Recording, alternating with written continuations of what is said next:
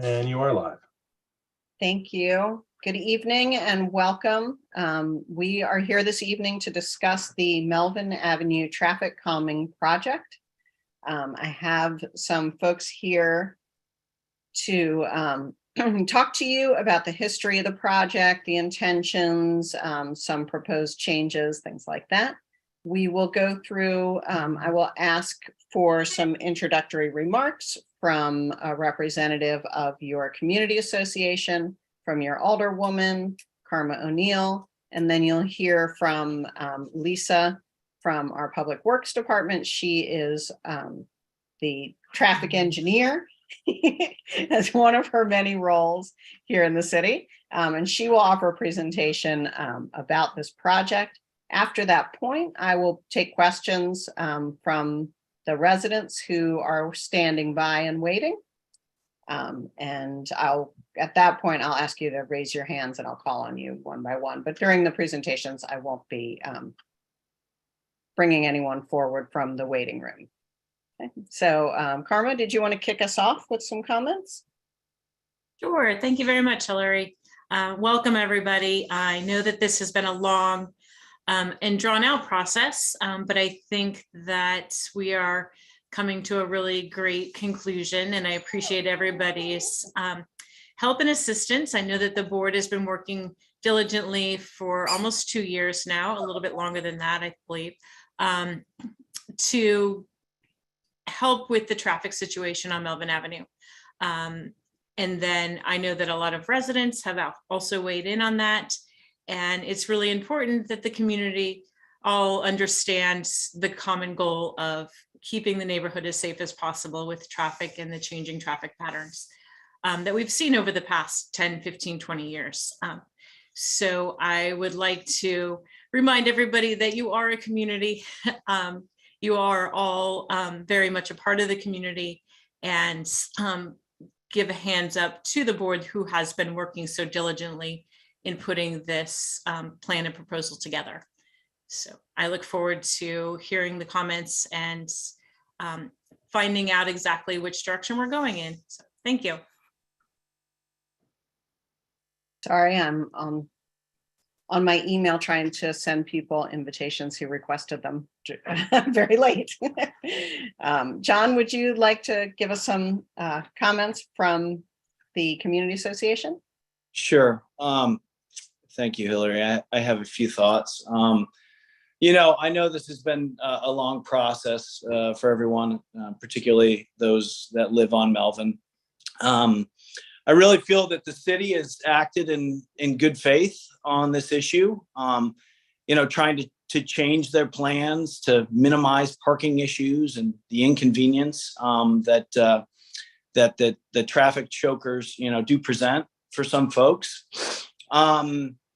And I think the reality of the situation is, and one we all have to come to grips with, is the fact that other options for traffic calming have been, deemed unviable for Melvin Ave. And I'm not a traffic engineer. I don't claim to be. So I have to defer to the experts on this, that being, Lisa in particular. And I think we're at the point in time where this is a take it or leave it scenario. And the board and WACA supports the traffic chokers. I think that there's only upside once the final product is installed. We're going to have actual physical curbs that I think will further deter speeding on Melvin. And the board, anyway, we support all 350 homes in West Annapolis, and we're definitely sensitive to those who are disproportionately impacted by the chokers. But I think we all have a collective responsibility to keep our kids in particular safe in this neighborhood. And given the option of the traffic chokers for traffic calming or no solution, the board, we're on the side of traffic calming and installing the chokers. I guess the last thing I'll say is that I know there's a petition that went around, and for those who are not in support of the chokers. And I would like to hear from some of those folks that signed that petition, and I'd like to reconfirm that given the choice of chokers or no traffic calming, you choose the latter. So that's what I'll say. I thank everybody for being on the call, and I'll turn it over to whoever's next. Thank you very much. Lisa? Are you still there? Yes. There you are. And again, I'll remind people that we will have an opportunity at the end for everyone to speak, but we'll start with Lisa offering us a presentation on the history of this project and some more details. Thank you, Lisa. Thank you.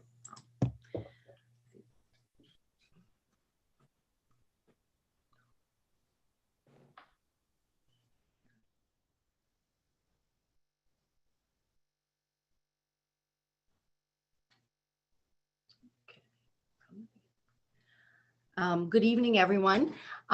My name is Lisa Greco. I'm a project manager for the Department of Public Works, Engineering, Construction. We had a previous in-person community meeting on this project, the Melvin Avenue traffic calming, on September the 20th. And so I'm going to step you through some slides. Some of this will be a little review, but I want to, in case there are some new folks on this call, and then there's some areas that I wanted to highlight. So first of all, the project history. This project was requested by your board, I assume by working with the residents with your concerns about speeding on Melvin Avenue. They contacted the city. We conducted a traffic study in August of 21, and the city has criteria for determining whether we'll even consider traffic calming. And the study that was conducted in August of 21 indicated speeds of over the threshold that we would normally use as a minimum for looking at traffic calming. We also we installed temporary measures that are out there now, and we collected post-pilot traffic data just to confirm whether we saw an improvement in speed. As I said, we held a community meeting on the 20th, and tonight's meeting is to present some alternate traffic calming locations that are based on feedback that was collected for the 30 days after the previous community meeting. So just quickly, I wanted to go through, when we look at the data, the key measurement that we're looking at is the 85th percentile speed. That's a traffic industry threshold for evaluating potential speeding problems. There has been a lot of discussion about outliers. I just want to emphasize that the city, we follow industry standards, and we look at the 85th percentile speed. And from a traffic engineering standpoint, traffic calming is not considered until that 85th percentile speed is at least 7 miles over the posted speed limit, which we did find when we collected our pre-pilot data. The last column with the red arrow over it are the speeds that were identified. They're all at 32 miles per hour or higher. And so that was what initiated the traffic calming pilot study. We also collected crash data as part of our study, and there are 6 crashes on Melvin Avenue, but as you can see, 5 of the 6 occurred at Annapolis Street and 1 at Forbes. All of these are outside of the study area. So there is no crash history to indicate current safety concerns other than the higher speeds that were collected during the pre-pilot study. The goal of the traffic calming project is to reduce speed of motor vehicles on Melvin Avenue. And we talked about different considerations that go into that. There's impacts to response, first responders, response time. Other entities that are affected are transit, snow removal, waste collection. Also, a key feature of Melvin Avenue is the bike lane, and we have to maintain that with our traffic calming features so that presented some challenges. And there was also the reduction in some on-street parking. The one thing I want to emphasize is that the traffic calming, and this is based on national experience, traffic calming measures will reduce the overall vehicle speeds by 3 to 5 miles per hour. It will not address the outliers on the road. Oh, sorry, jumped a little quick. At our last meeting, I reviewed a number of traffic calming measures, starting with traffic circles, because I know that was what was originally discussed and offered by the mayor. That was not a feasible solution. We talked about speed bumps and humps, chicanes, bump outs and curb extensions. All of those are not appropriate measures for Melvin Avenue. What we determined was islands or medians and chokers, in conjunction with chokers, is the best traffic calming measure for Melvin Avenue. And here I just wanted to highlight, it says medians, used by themselves don't offer a significant impact on reducing vehicle speeds, but when they're used in conjunction with other devices such as chokers, you see better results. And that's because you're restricting the vehicles on both sides of the roadway. This was the original traffic calming concept that was presented. We have a median, a 4-foot wide median on the center line, and then 2 chokers that are 5-foot wide. And we would then divert the bike lane outside of the chokers, between the chokers and the existing curb line. So each traffic calming location was approximately 90 feet in length. We needed that distance to gradually transition the bike lane.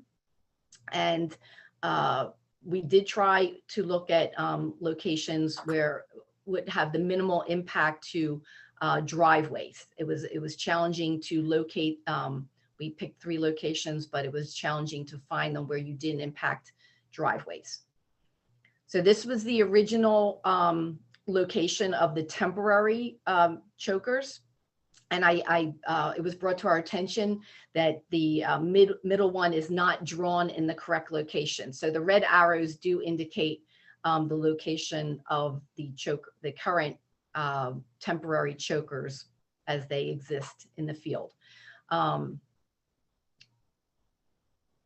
We collected the post pilot data after being in place. The chokers were in place over 6 months because the third location was, we had some difficulties with getting that installed with the first 2, but we put that in place, and it was in place for at least 2 months when we collected the data. So this is the table showing the pre-pilot study data, raw speeds, the 85th percentile speeds you can see in the gray column here. They were all over 32 miles per hour. When we collected the post-pilot data in June, the speeds were brought down. And the last column shows the difference between the pre-pilot and post-pilot speeds. And so you can see, as I mentioned several times, we expect 3 to 5 miles per hour reduction at most. And at each of the locations, so there was 3 locations, but we collect the data by direction. So I'll step through this table a little bit in more detail. So we collected, one location was on Melvin between Tucker and Tolson. And the eastbound direction is inbound for the neighborhood. Westbound is outbound towards Rao Boulevard. And so at that location, we saw inbound a reduction of 2.2 miles per hour, outbound 1.2.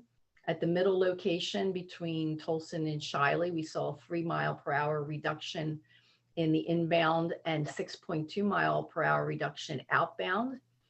And then the last location was between Claude and Old Crossing Road. We saw a 2.5 mile per hour reduction inbound, but we did see an increase on the outbound. Now, again, just want to remind you, this was a pilot using temporary materials, curbing, which is, smaller than what a permanent installation would look like. The permanent installation will ensure that the travel way is exactly 10 feet wide. That's the minimum width that we would allow to allow the waste pickup, trash pickup and snow removal to occur without difficulties in damaging those vehicles. So we got a lot of feedback on the locations, the issues with access to driveways, parking issues. And so we took that into consideration and we came up with an alternate design. Currently, the original design, where you had the bike lanes tapering first, then you had your median and chokers, and then the bike lane tapered back into its current location, and it was 90 feet in length overall. To minimize the impact to any individual property owner, we thought, we noticed that the first set of chokers right after Tucker Street seemed to work well, even though that's the full 90, has the full 90 feet.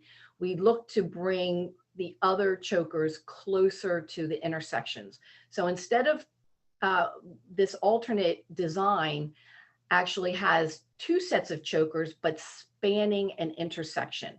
So the reason for that is there's two positives. First, it limits the impact to any individual property owner because we're able to locate the median and the chokers closer to the corner.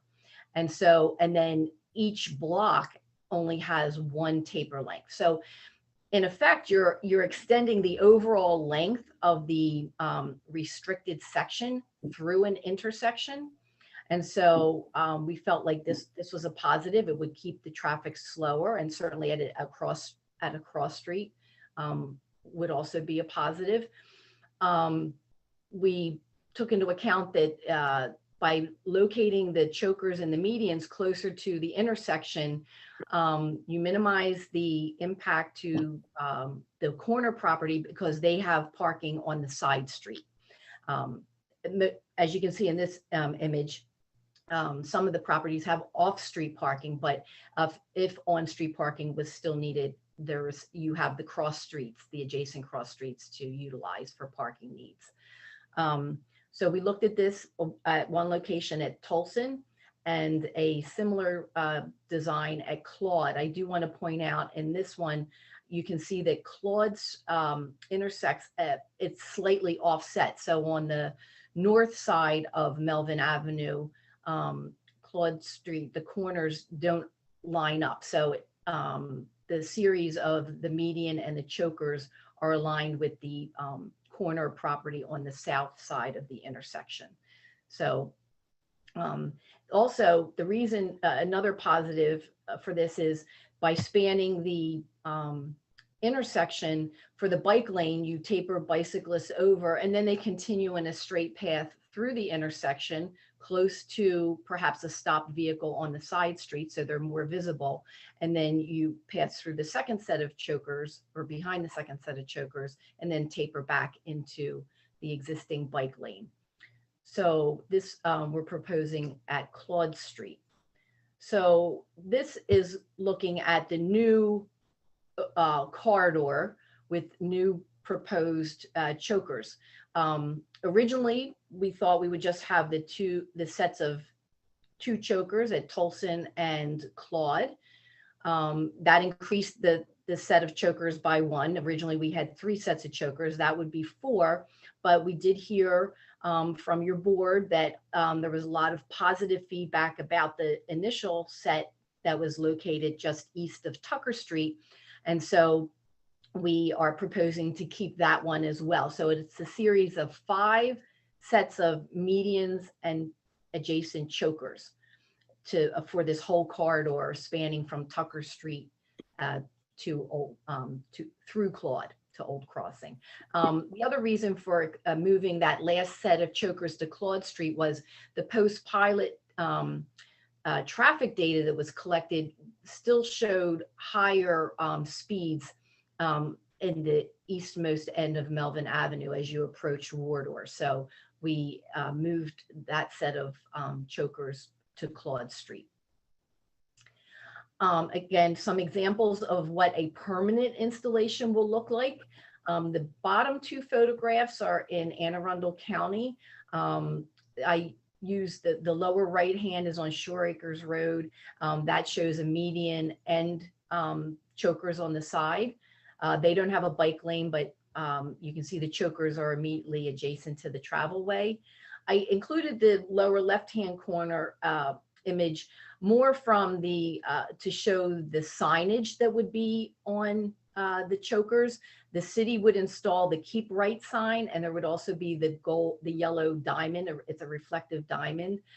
We don't install the four smaller rectangulars on the four corners.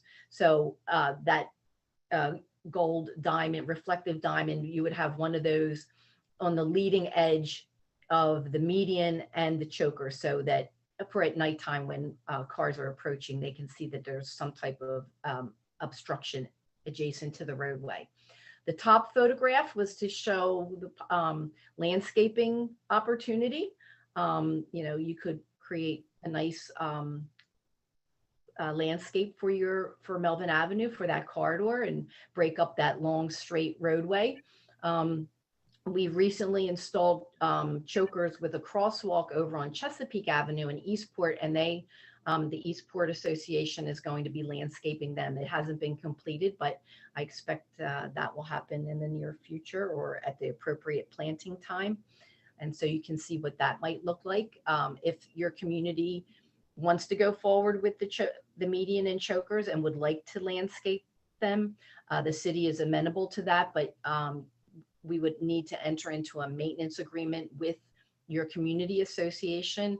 The community association is responsible for the planting and maintenance of it. And the agreement does stipulate that if they aren't maintained and become an eyesore, that the city has is able to go in and then just cement them over. So, we don't want to create eyesores, in a neighborhood, but know that the city doesn't have the resources. So if you're interested in that, it would require a maintenance agreement. After our last meeting, we tried to, we got some feedback. We heard in the meeting, there was concern about the outlier speeds. I did share with your board the maximum speeds, the outliers that were recorded during our studies. And yes, some of them were up in the 40, 45 mile per hour range, but that makes up less than 1% of the total of traffic volume for a 1 week period.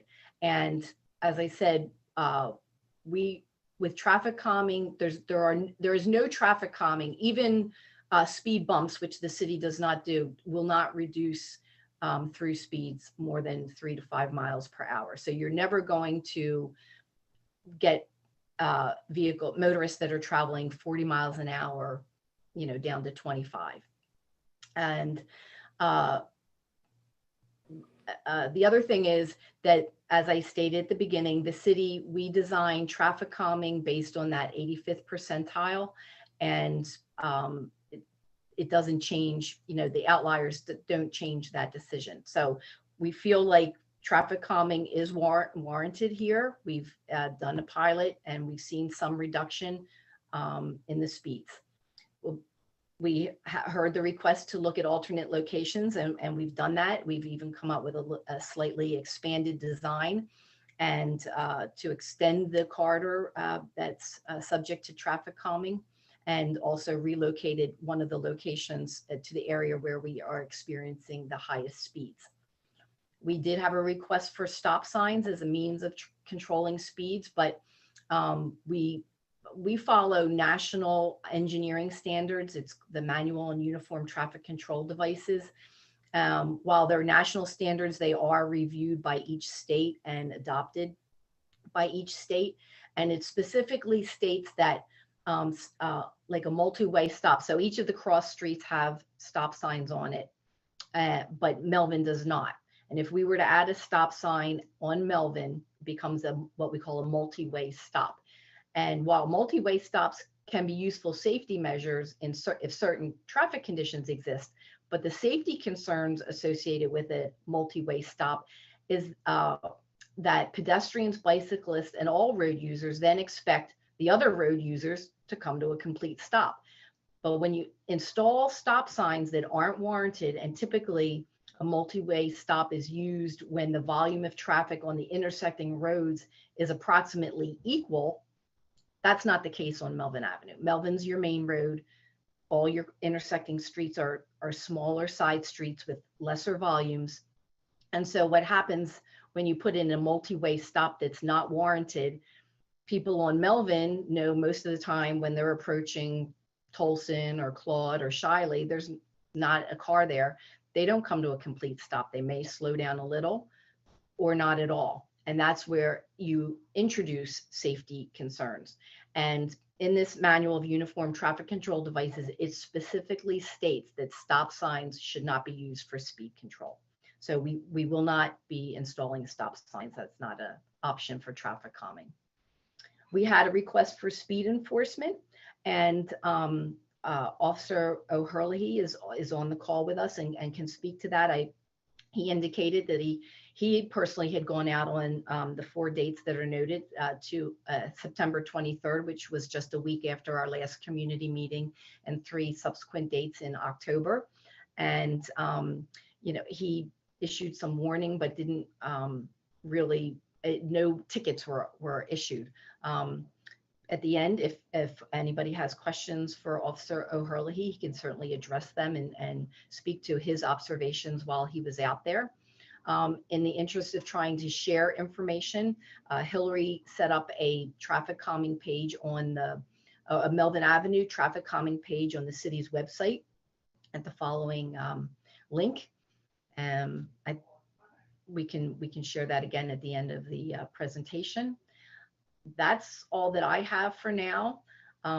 Just wanted to emphasize again that this is not a city-initiated project. We're responding to the request by your board and the community. And we would really are interested in hearing feedback, but the feedback needs to come directly to Hillary.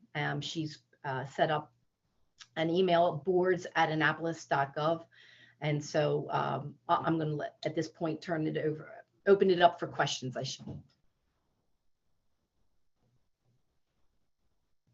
Lisa, I'm going to exit out of your screen so that we can see. Should I stop sharing? Or should I continue in case I want to go back to a slide?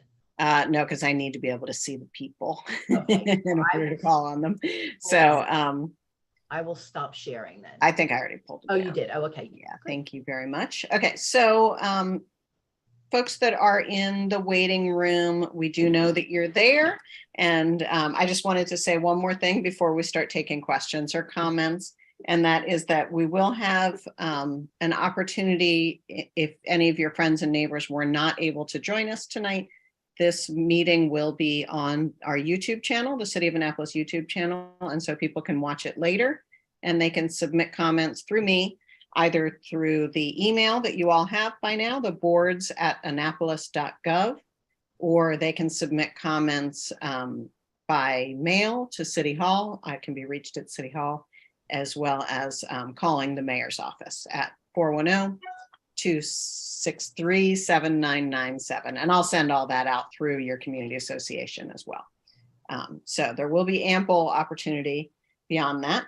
I will start calling on folks. If people want to speak, you can raise your virtual hands and I will ask you to share your questions or comments.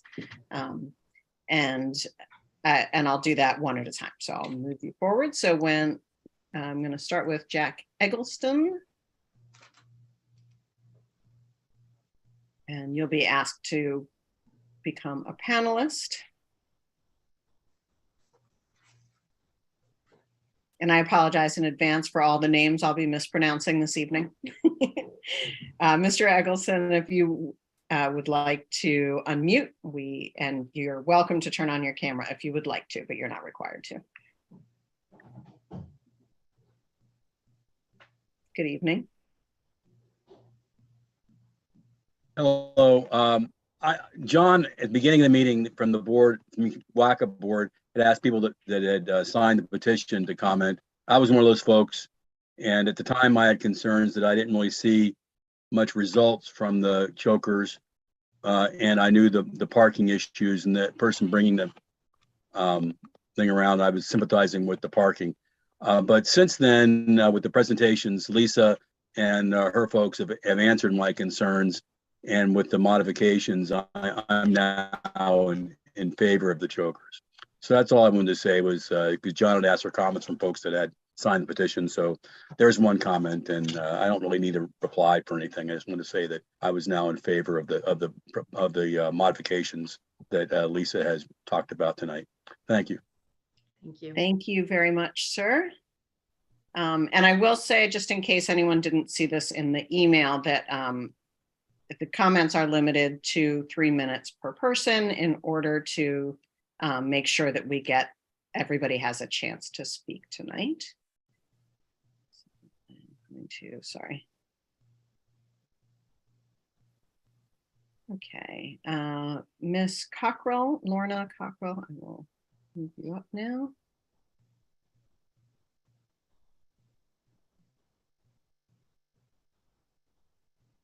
Good evening. Hello. Thanks so much for joining us. Thank you. And thanks for all of you who spoke. Lisa, that was a very good presentation and very helpful. My name is Lorna Cockrell. My husband, Jeff, and I have lived at 409 Melvin for exactly 12 years now. When we moved in, I had a 1-year-old and was pregnant with my second child, and we now have 4 children. And so since 2011, I have worked with many different board members and groups within this neighborhood to try to get traffic calming on Melvin. So I want to say thank you to Maria Gallo, who kind of pushed this through, and of course, all the board members, because I really appreciate all the work, because I've sat through, we've never gotten this far, but I've sat through many meetings. So kudos to all of you. Thank you, John. Thank you, everyone on the board.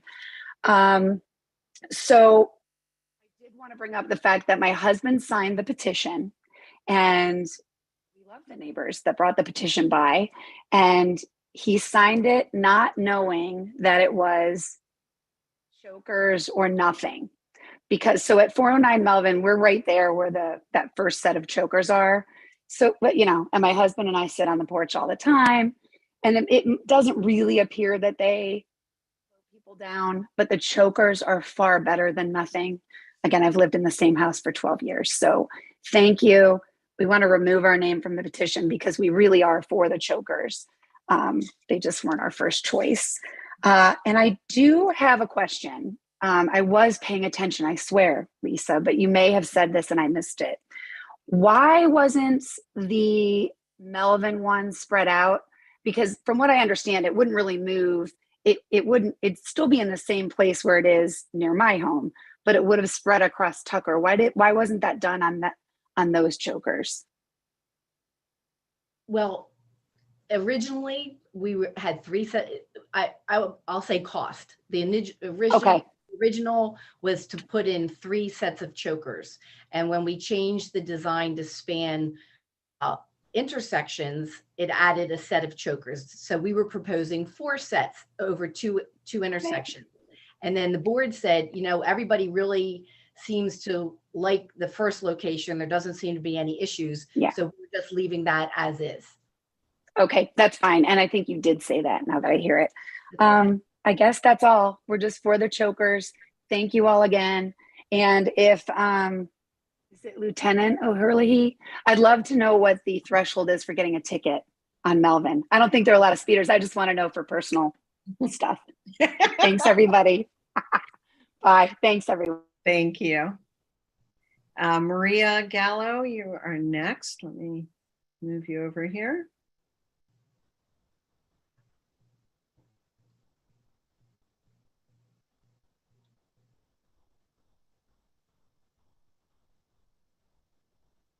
Okay. Hello. Good evening. How are you? Good, good. So thank you, Liz and Hillary, so much for the work that you guys have done with this project. And I think that at this time, we are all looking forward for a fair resolution of this matter. As you all know, I helped to move this project forward in the early stages. I have in my notes of the many, many meetings that we had that this is a community motivated project. And in order to move forward with the project, 100% of the residents of Melvin Avenue need to agree with the project. I remember Lisa saying in a meeting that if there was any disagreement of the project will not move forward or we will have issues with it.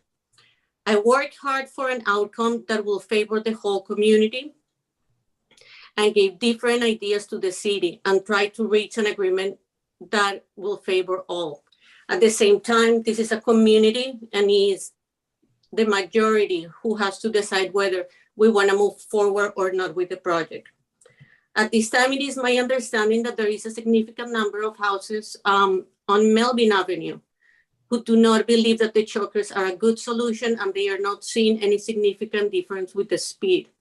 So my question to you, Lisa, is that if the 100% of approval is not reached in Melvin Avenue, do we have to wait for the project to be shut down? Do we have to wait for a new administration to give us the opportunity to have any other solution? But again, if it's not 100% as it is now, not everyone is agreed that this project needs to move forward. What is the next step? Well, first I want to say, I don't believe that 100%, we're looking for a majority. But again, it's not a city initiated project. So it's really for you as a community to come together. We really prefer that you work it out among yourselves and say, yes, we'd like it. There's no magic number. We're not looking for 60, 70, 80%, certainly not 100%. We're trying with the change designs to minimize the impacts and address the concerns that were raised. And in terms of options, there just really aren't a lot of options. This is probably the most restrictive that the city, because we don't do, and to be honest, speed humps have their own issues. You're not going to get much more speed reduction, if any, than you're going to see from the medians and the chokers. And the other noise issues with people going over speed humps. There's issues with people accelerating between speed humps. I have them in my own neighborhood, and that's, you hear complaints after they've gone anyway, even when you have a majority of people that have wanted them initially. So I feel like this is the best design alternative. And now it's up to the community to decide whether they want the project to go forward or not. Yeah, and So you will say that I'll jump in here to say that I don't think we've ever had 100% agreement on a project in the history of this or any city. I know, but you are expecting to have a high level of people agreeing to it. We would like a high level of agreement for sure. But so my last question and fast one, for the emails that you guys received from the last meeting, how many emails did you receive? How many were positive and how many were negative? Just to have an idea. I don't have the numbers in front of me, but I received somewhere between 5 and 10 since the last meeting. And there were 2 that were definitely against it. The remainder were 4 alternatives that we can't do. So that's why we're coming back to you to make sure that it's clear that those it's not this or that, it's this or, we don't really have another project that could address the speeding. So okay. Yeah, so that's what we're looking for, is feedback with all of that knowledge. Okay, thank you. Thank you very much. The new designs and locations have addressed the most significant concerns that we've heard over the last 30 days. Okay, the next person is Doug Lamartin. We'll promote you.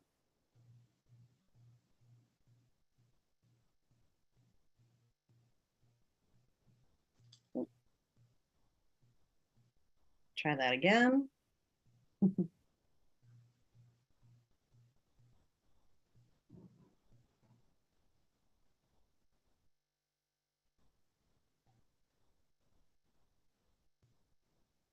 Okay, I'm going to try the next person because that doesn't seem to be working. I'm going to try, oh, there.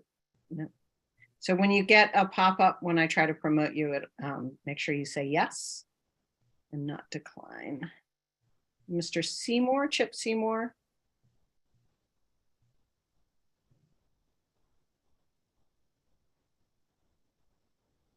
There you go. If you can unmute yourself so that we can hear you. Chip.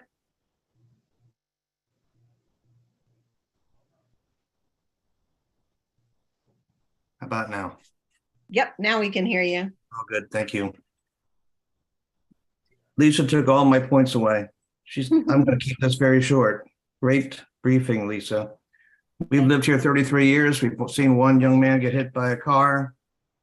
We are absolutely convinced after all these meetings that the city is aware of the speeding issue. They've taken the proper action, checking out the chokers, trying to do the best they can for our city, our community. It is their responsibility to fix this. It's their responsibility. It is not ours, except to drive better. And I think knowing full well from talking to all of you many times that you understand that the safety of our children is our number one priority. We know it, you know it, and I think you've done a phenomenal job of ferreting that out. So I am very much in favor. If this is the solution, I'm very much in favor of the chokers. Thank you for all your work. Thank you. Thank you, Mr. Seymour. Catherine Giesling. I'm gonna promote you.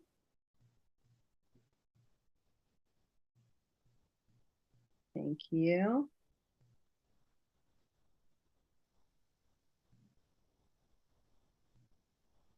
Oh, you're there for just a moment and then we lost you, Miss Giesling. Sorry about that. Miss Nix, I'm gonna promote you. I'm gonna start promoting sort of the folks that are coming up next so that we can get you in the queue there. Miss Nix, if you would like to unmute and you can turn on your camera if you like. Hi, everybody. Can you hear me? Yes, ma'am. Wonderful. I just wanted to add my voice as a data point. Again, echoing comments that we've had before about the presentation today and the information there within. Ultimately, I'm a Melvin Avenue resident myself, fairly new to Melvin, but not new to West Annapolis. And we also signed the petition, but we're unaware, as Lorna explained, that it was an all or nothing kind of initiative.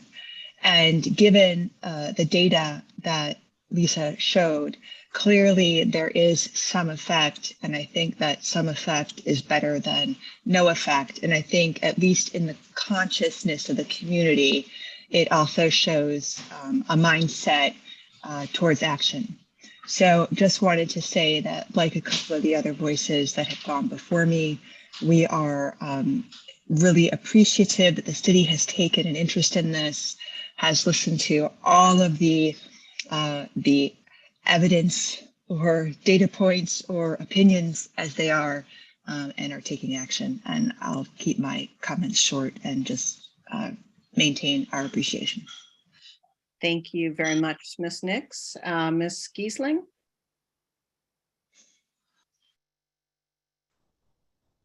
You're muted, ma'am. If you can unmute, please. Hi, thank you. Hi. Good evening. Okay. I appreciate the city going forward and trying to, help us with the speeding. I am not a member of the WACA Civic Association, which is voluntary. And I do feel as though, a lot of the residents were left out because there are a lot of people that aren't a part of it, that weren't notified. And I initially never was able to sign anything regarding this 2 years ago or, in 2021. But anyway, I think it's a shame that the residents here don't slow down and ask their people that come and deliver to slow down. And I think it's great the city's trying to do something, but the chokers I think bring down our property value. It looks like we're not a responsible neighborhood, and it's more than the city needs to spend money on. I wish we could all just get together, slow down, and you wouldn't have to be involved. But thank you very much. And thank you everyone for listening. Thanks so much for participating. Miss Willard, you. You can unmute. Hi, thank you. Jacqueline and Matt Willard, we're at 401 Melvin. And first of all, again, thank you to reiterate to everybody for your hard work. Lisa, great presentation. And for John and Karma, we are so grateful. We also, like the Cockrells, we haven't been on Melvin as long, but we have been here for 7 years. We moved here with one baby and had another one here. And it has been a grave concern of ours for a long time. We have a front row view, just like Lorna does on her porch, of how dangerous it is. And we've seen so many near accidents of the kids. So we can't imagine anything more important than the safety of kids. So we're super grateful. We did want to bring up, just to affirm that we're totally in favor of this option for the chokers. I think we'll have no problem making them look beautiful if that's anybody's concern. But again, beauty and safety are two different issues, and safety is a whole different level of importance in our opinion. And I know Matt did want to share, he signed the petition, but he didn't have clarity on that either. So I know he would like to share as well. Yeah, no, the petition came around. It was not presented in a manner that made it sound like it was Chokers or nothing. Chokers or nothing. So I thought it was chokers or other options. So again, if it's chokers or nothing, I want chokers. So again, yeah, the speeding is a problem, and I can attest that speed bumps don't do a lot. I've done law enforcement for 22 years, so I know what it's like to see the different ways that are used to try to slow people down. So speed bumps don't help; they only hinder on responses for first responders. So I think I was in favor of stop signs, but if we can't have those, then I'm good with this option. Thank you very much for Thank your you so much. Ms. Benson, Sarah Benson, if you want to unmute. Yeah, hi. I was at the last meeting also, and I think it looked like maybe the chokers weren't going to be the thing that the neighborhood would like the best, but I agree that if it's the only option, I would be in favor of them. And it's been useful to hear why speed bumps might not be as effective as I think they are, as someone who's now driven through the chokers and gone through speed bumps. It sounded at the last meeting like it was a maintenance concern for the city, and didn't offer enough of an additional, I don't know, it didn't force people to slow down enough that it was worth doing. So it seems like, yeah, they're not more useful. I wanted to ask a little bit about the best distance between the chokers. I live on the easternmost part of Melvin Avenue, where there was actually an increase in speed, at least in one direction, that the study showed. And so it looks like the new placement would address that. But since there still will just be 3, or some of them are sets, there's still one larger span between chokers where it would be possible to pick up speed. So are there ideas of what the maximum distance can be between chokers to maintain the effect of calming traffic? I don't have an answer for that. There's no, I've never seen in any literature a recommended spacing to maintain, a lot of times I have to be honest, it'll come down to money, the cost of installing these devices to slow down, to change driver behavior. It becomes quite expensive after a while. And so you space them so they're not. Also, on a neighborhood street, the concern is the impact of parking, more chokers, more impact of parking, and the residents themselves and what they'll tolerate. Thank you. One comment on that. My understanding, and I'm pretty sure I'm clear on this, is that there are no speed bumps in the city of Annapolis, right? Correct. Yeah. Big hill. At the last meeting, I've worked for the city for 15 years, and speed bumps we don't do speed bumps anywhere on public streets, primarily at the request of our fire and police departments. It slows the response time. I believe they maintain ratings, especially the fire department, and how quickly they can respond to incidents. And so anything to, Yeah, and I mean- it helps with insurance rates. I was And gonna say, then, and those great ratings keep your insurance rates down. Yeah. The next, Saying not in the city of Annapolis, that's all I wanted to confirm. That is a big hurdle to climb, obviously. yes. Miss Ruth, I assume this is Ruth Fish, is that correct?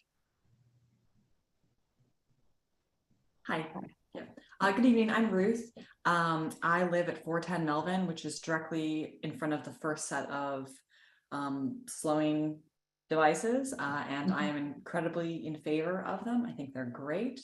I have 2 small children, and my 1-year-old has learned how to unlock my gate and runs out into the street pretty regularly. And I usually can catch him. I have always caught him thus far, but having traffic calming kind of like uses my nerves a little bit. Anyway, so I'm very much in favor of them. And thank you very much for your presentation. It was excellent. Thank you.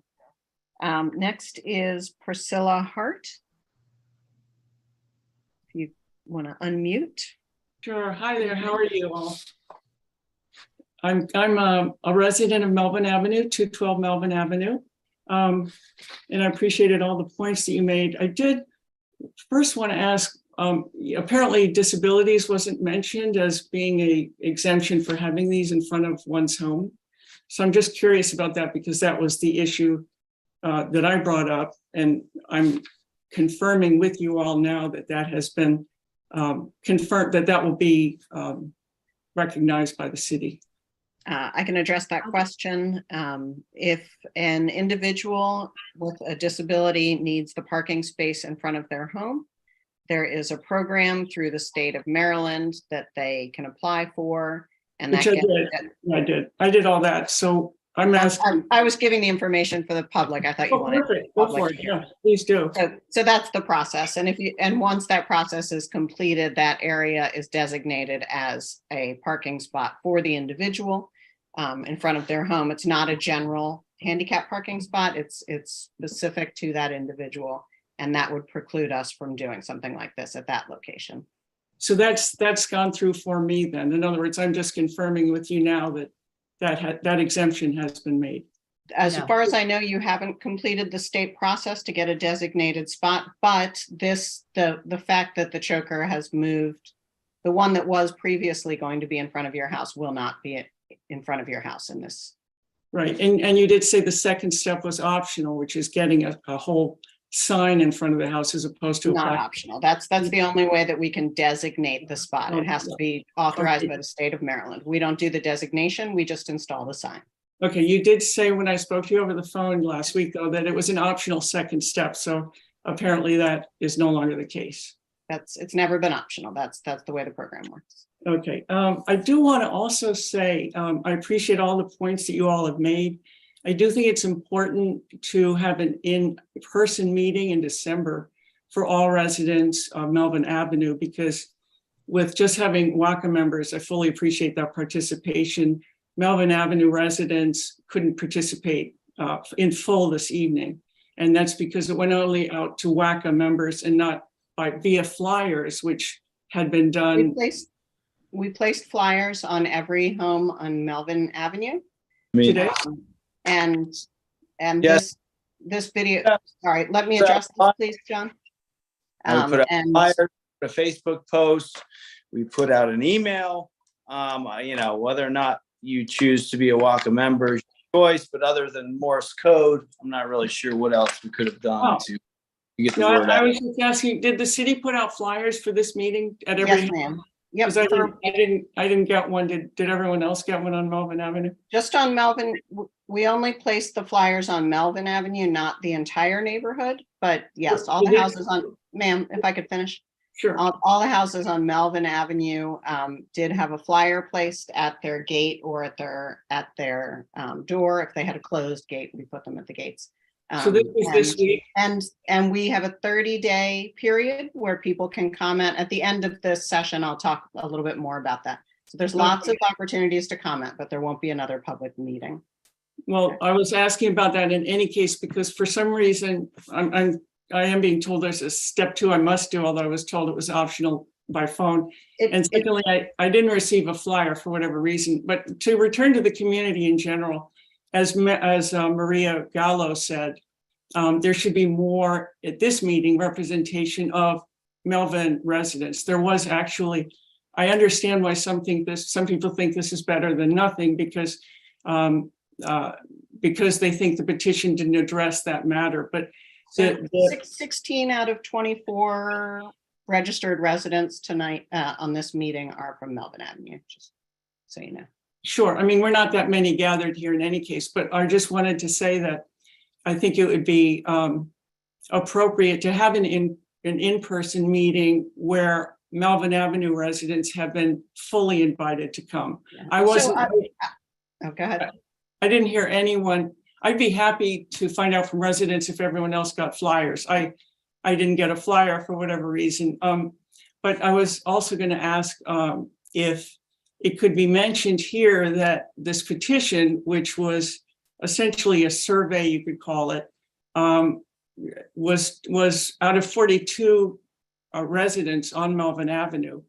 There were over 30. There were 31 that were opposed to it. So it'd be important to find out from residents in full, as much as possible, how many are still opposed to the chokers, because their voice hasn't been represented here. I fully understand that there should be alternatives. If there could be, that would be great. I don't think we've exhausted those, because there are exceptions that seem to have been made to the multi-way stop signs. In fact, one resident said that in Murray Hill, for example, there's a multi-way stop sign that for whatever reason was put in recently. That would be one example. I've read online on one state site that exceptions could be made for the multi-way stop signs, but I can't find that now. I mean, I was looking through one day very hastily and I saw something like that.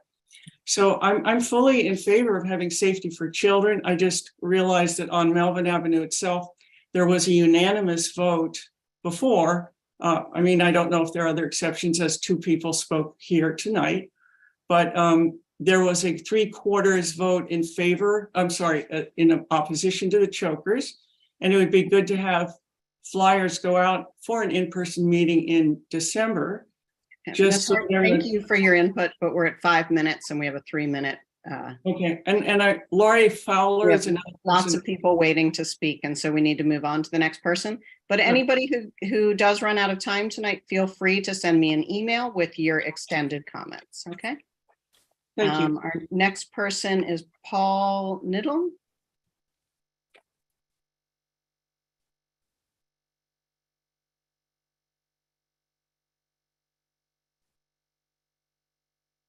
Hi, good evening, everybody. Paul Niddle here. I'm at 308 Melvin Avenue. Just wanted to say, again, echo what others had said. Thank you very much for the work on this and for the presentation. We are in our second house now on Melvin Avenue. Karma sat with me on my front porch of my first house to watch the traffic.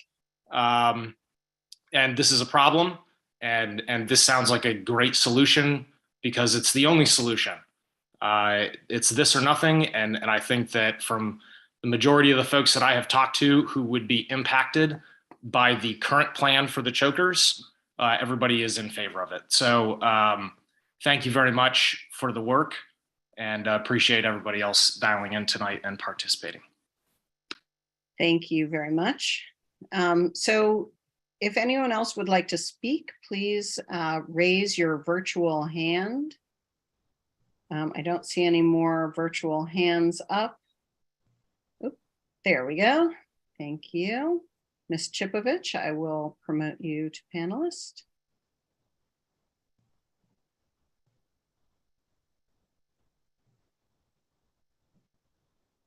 Thank you. If you can unmute.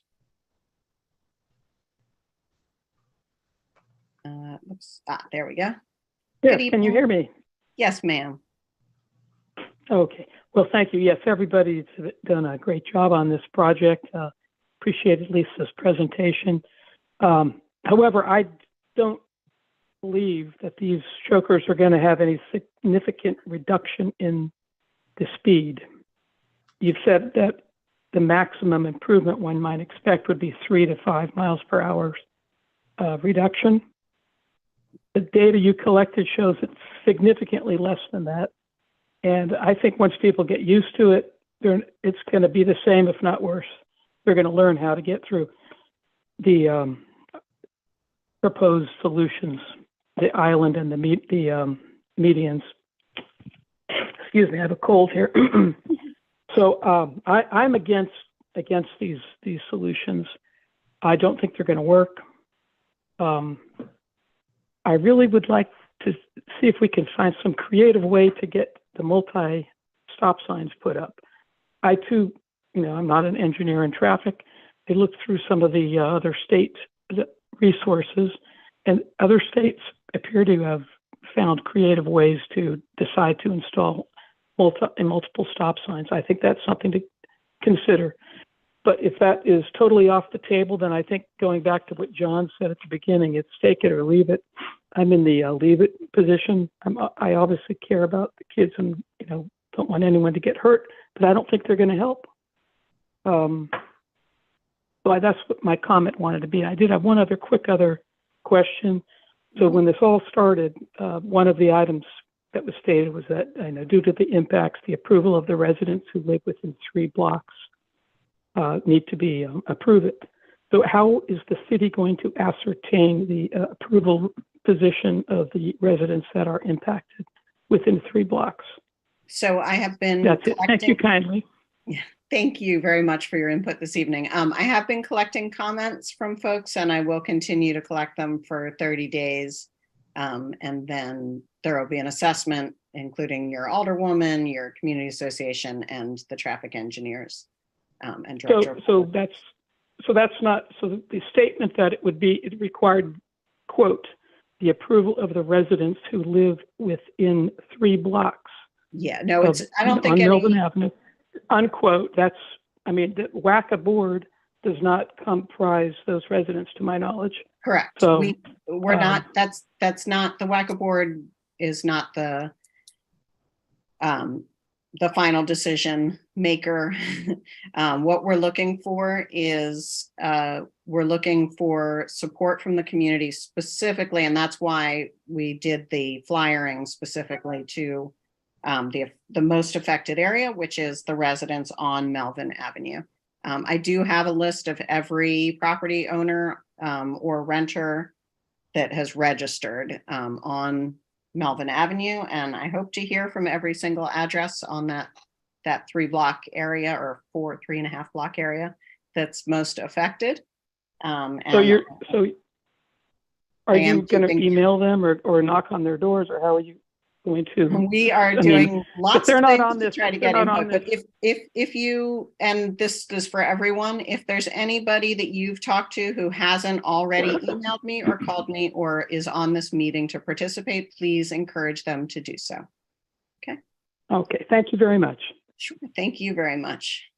Is there anybody else who would like to speak this evening? I know I had one person who texted me. I was able to promote her to panelist, but she was not able to raise her hand. So I don't know. It looks like Karma O'Neill, our alderwoman, has something to say.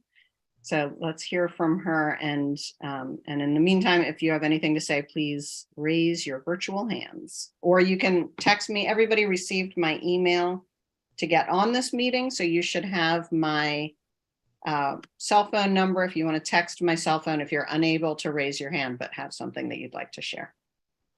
Karma, go ahead. Sorry. Thank you, Hillary. I do appreciate all of the input that everybody's spoken up about tonight.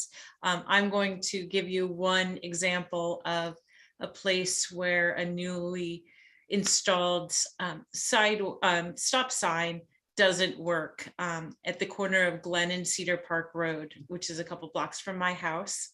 I was invited by the resident that lives on that corner on a Friday afternoon at 3 p.m. because they said that people constantly run that stop sign. It's a three-way stop. There are people that are walking from the Germantown Homewood neighborhood to the Navy Stadium, and then also from the Navy Stadium back into the neighborhoods.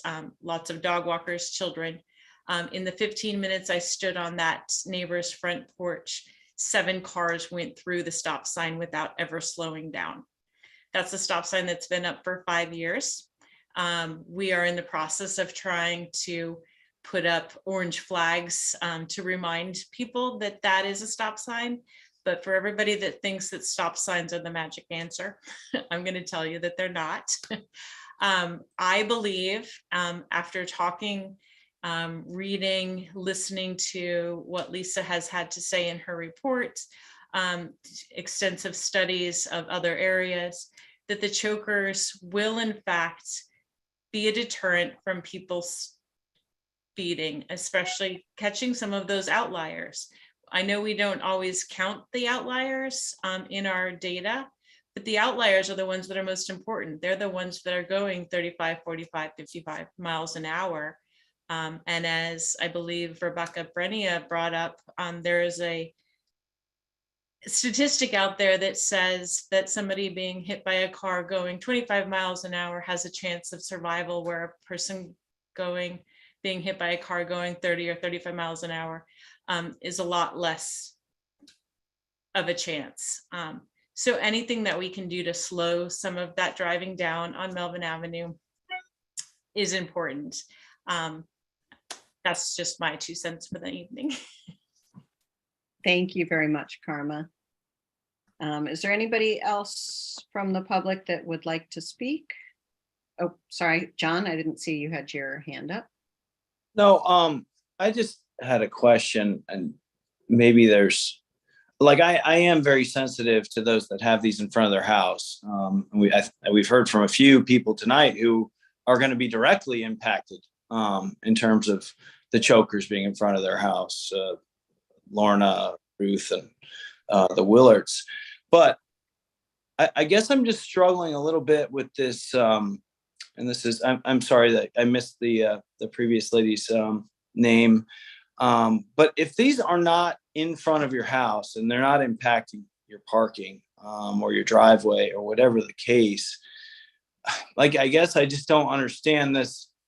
Like, am I missing something in terms of what the issue is for those folks that are on Melvin that don't have them directly in front of them?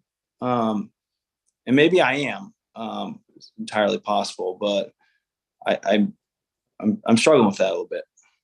So I would jump in to say that if folks out there don't want to speak live on the meeting, but they have specific concerns about the chokers that were not spoken about here, feel free to email me, and I will add your comments to the record. Okay, yeah, thanks. My open-ended question probably didn't help much. Ms. Brenia, and I see we have some folks that would like to comment again. I'd like to make sure that everybody gets to speak once first. We are running out of time here. So Ms. Brenia and Alex Basile. Rebecca, is your... Oh, I'm unmuted. There you are. Sorry, I okay. had trouble unmuting. Thanks so much to everyone for tonight. And I didn't want to unfairly take credit for the statistic about accident survival rates. That actually came from Chrissy Hoffman, who is a professional traffic engineer who lives in our neighborhood. But it is a very compelling statistic about how even a small speed reduction increases the survivability of a pedestrian accident. So while our goal is definitely to avoid car pedestrian collisions, reduce, even if like tragically one were to happen, reducing the speed would potentially make a big difference in the outcome. And I just wanted to chime in about the outliers, just to like, and maybe this is obvious to everyone, but just to drive the point home. Once the cement curbs are installed, those chokers are going to be the best deterrent to outliers that we could have, because it's easy to blaze through a stop sign. And even a ticketing camera, the person doesn't get the ticket until a couple weeks after they have gone at an extremely unsafe speed. But once those curbs are built and they're planted, someone barreling at one of those at 50, 60 miles an hour, which we did have a couple of in the outliers, is going to be compelled to slow down. Even if they don't get all the way down to 25 miles an hour, they're going to be going significantly slower because they don't want to ruin their car on the choker curbs that are built out. So I do think that this is the best option for outliers, even among the options that some of us would have preferred.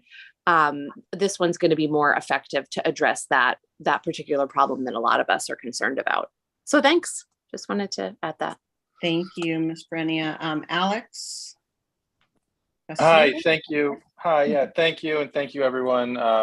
I don't know exactly what the process is to get support from the community, but I just wanted to speak up and say that I am supportive of the chokers. Live on Tucker Street, 104 Tucker, so not right on Melvin, but certainly on Melvin all the time, and my kids are. And I think the speeding is definitely an issue, and the chokers seem like a great way to address it, so I'm in favor of it.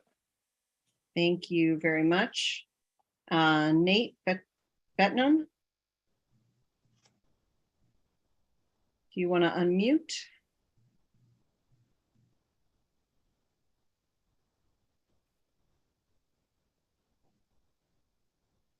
Yeah, hi. There you are. Yeah, I don't know how to do these things. This is Helene Bettman. We live at 202 Melvin. We moved here in 1986. One of the reasons I really love living on Melvin is I like the wide sense of a boulevard.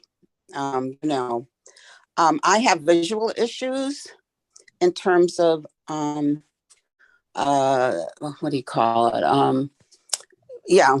I have eye problems. So that for me I hardly ever drive, but when I do, going through the chokers, I always go slowly, but it makes it extremely difficult. I'm constantly running over things. The other thing is, I don't understand, like we're in Claude in Melvin.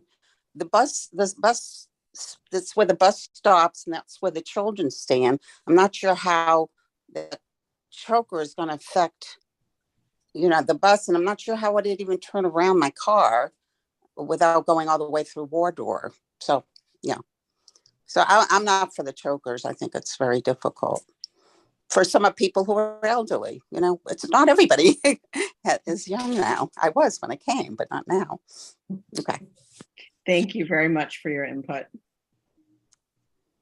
Is there anybody else that would like to speak who has not had an opportunity to speak yet?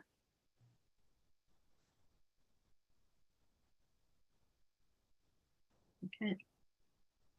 Excellent. Well, then I will wrap up by sharing again that we appreciate everybody's input on this. We look forward to getting even more input, especially from our residents right on Melvin Avenue. Please share with your neighbors if they weren't able to be here, that this entire presentation will be available on YouTube. I will update the page, the Melvin Avenue traffic calming page on the city website. That if you go to the city website, you can just search for the word Melvin or Melvin Avenue, and you'll find that page really easily.